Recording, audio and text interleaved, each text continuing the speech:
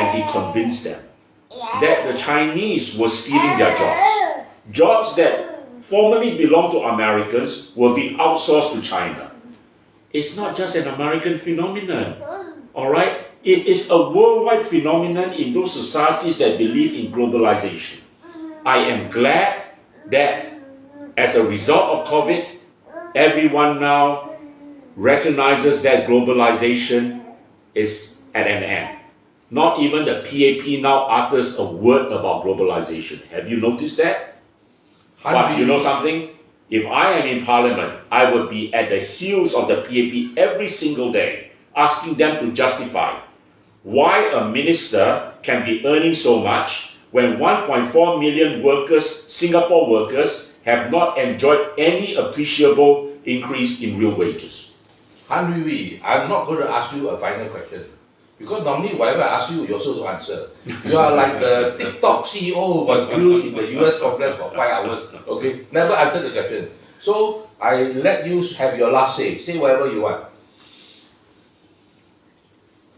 I think we will definitely have a follow-up video, and therefore people should stay tuned for the next video. And for the government who is reading this or watching this, please read Annex A, which is the authoritarian rule of law. If you have no time to read that, stop reading people's Facebook. Why are you always on people's Facebook? And so what if you read people's Facebook? It's not as if that you are going to realize that people are saying that they are suffering from the 8% GST, they are suffering from the high cost of living, and you are going to do something about it. No, you are not going to do anything except for making Singaporeans' life harder. And what you should be doing is to tell more truth so that people will read SPH, so that people will stop inflating numbers instead of watching what we are doing right now. Can I have one last word?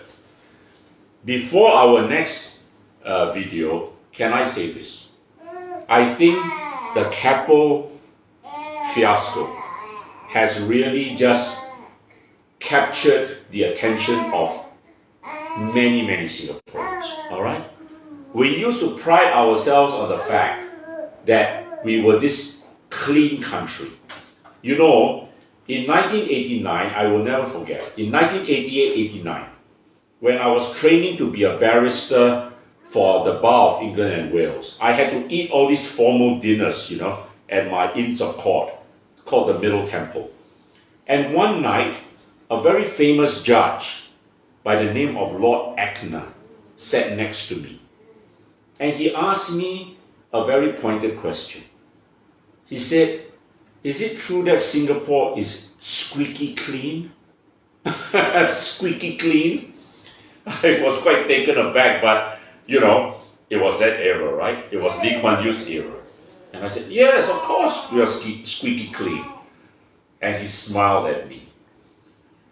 I'm wondering if today Lord Ackner were to ask me that same question, the late Lord Ackner, he's passed away now, what would my answer be? Yeah?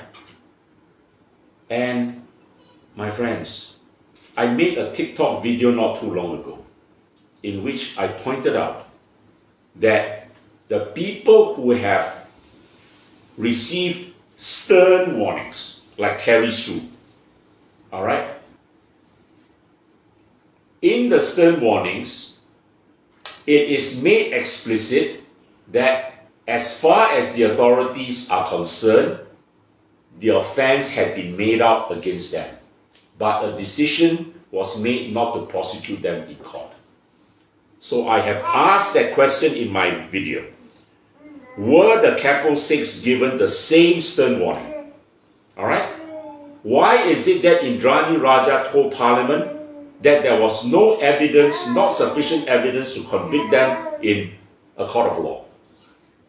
If there is no sufficient evidence to convict in a court of law, the notice shouldn't say that it has been determined that the offense has been made out against you, right? And if you have insufficient evidence to convict someone, I would even say, then you have no right to give that person a stern warning, right? Then you are prejudging. Then you are taking away due process from him, all right? Because under our law, everyone is presumed to be innocent until proven guilty, okay? And Terry Sue's case is not the only case I know of. I recently represented someone very well known.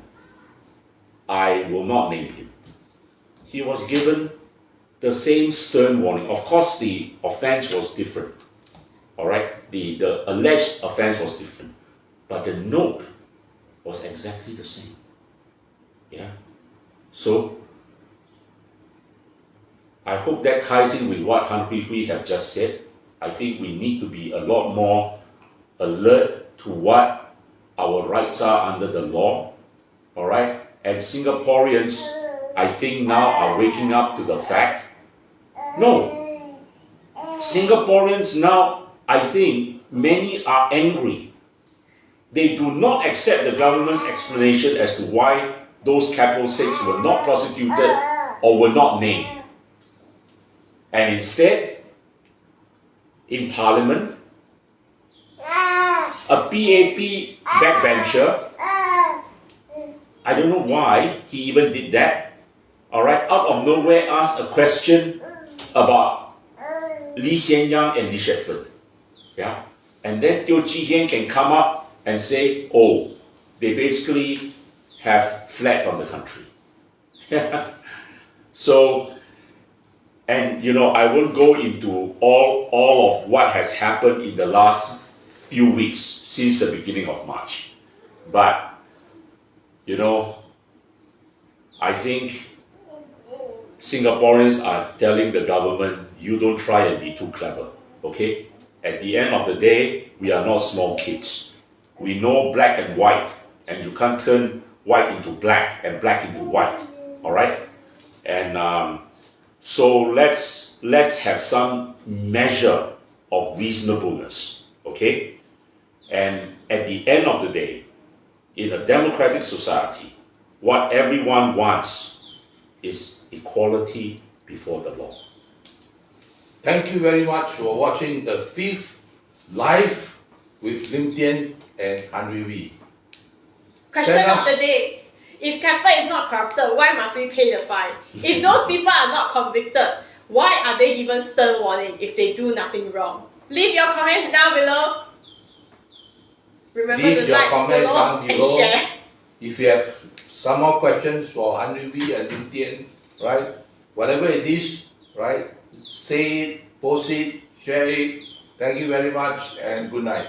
Thank you, everyone. See you next time. Leave your comments down below on what you want to see in the next video. Bye bye.